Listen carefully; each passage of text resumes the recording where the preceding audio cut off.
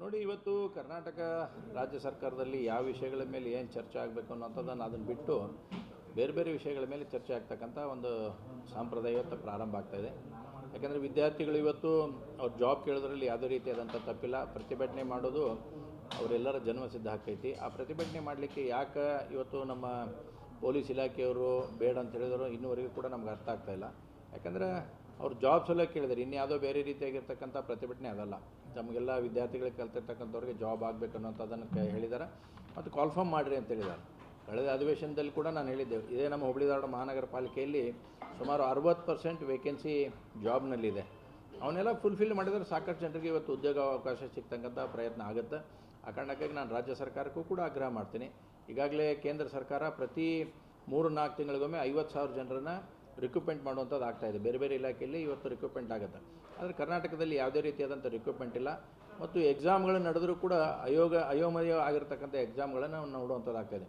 KPSC exam ಆದರೂ ಒಂಥರ ಆಗುತ್ತೆ, ಬೇರೆ ಬೇರೆ ಎಕ್ಸಾಮ್ಗಳು ಒಂದು ರೀತಿಯಲ್ಲಿ ಆಗುತ್ತೆ. ವಿದ್ಯಾರ್ಥಿಗಳು ಬರೆದು ಬಂದಿರತಕ್ಕಂಥ ವಿದ್ಯಾರ್ಥಿಗಳಿಗೆ ನಮಗೆ ರಿಸಲ್ಟ್ ಸಿಗುತ್ತೋ ಇಲ್ಲ ಅಂತಕ್ಕಂಥ ಭಾವನೆಯಲ್ಲಿ ಇವತ್ತು ಕರ್ನಾಟಕದ ಎಕ್ಸಾಮ್ಗಳು ನಡೀತಿರ್ತಕ್ಕಂಥದ್ದನ್ನು ನಾವು ನೋಡಿದ್ದೇವೆ. ಈಗ ಇವತ್ತು ಆ ವಿದ್ಯಾರ್ಥಿಗಳಿಗೆ ಮುಕ್ತವಾಗಿ ಅವ್ರದ್ದೇನು ಅಹವಾಲು ಇತ್ತು ಅದನ್ನು ಕೇಳತಕ್ಕಂಥ ಪ್ರಯತ್ನವನ್ನು ಸರ್ಕಾರ ಮಾಡಬೇಕಾಗಿತ್ತು.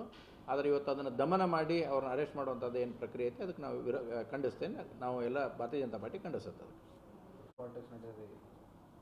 ನೋಡಿ, ಕರ್ನಾಟಕದಲ್ಲಿ ಕಳೆದ 2 ವರ್ಷದಿಂದ ನಾವು ನೋಡಿದಾಗ ಭಾಳ ದೊಡ್ಡ ಪ್ರಮಾಣದಲ್ಲಿ ಕಾಂಗ್ರೆಸ್ಸಿನ ಆಂತರಿಕ ಕಚ್ಚಾಟ ಮೇಲ್ನೋಟಕ್ಕೆ ಕಂಡು ಬರ್ತದೆ. ಮನೆಯೊಂದು 3 ಬಾಗಿಲಾಗುವಂಥ ರೀತಿಯಲ್ಲಿ ಇವತ್ತು ಕರ್ನಾಟಕ ಕಾಂಗ್ರೆಸ್ ಆಗಿದೆ.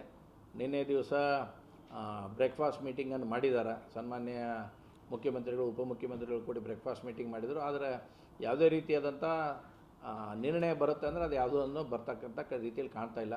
ಎರಡನೇದು, ಕಾಂಗ್ರೆಸ್ ಹೈಕಮಾಂಡು ಇವತ್ತು ಸಂಪೂರ್ಣ ವೀಕ್ ಕಮಾಂಡ್ ಆಗಿ ಪರಿವರ್ತನೆ ಇವತ್ತು ಆಗ್ತಾಯಿದೆ.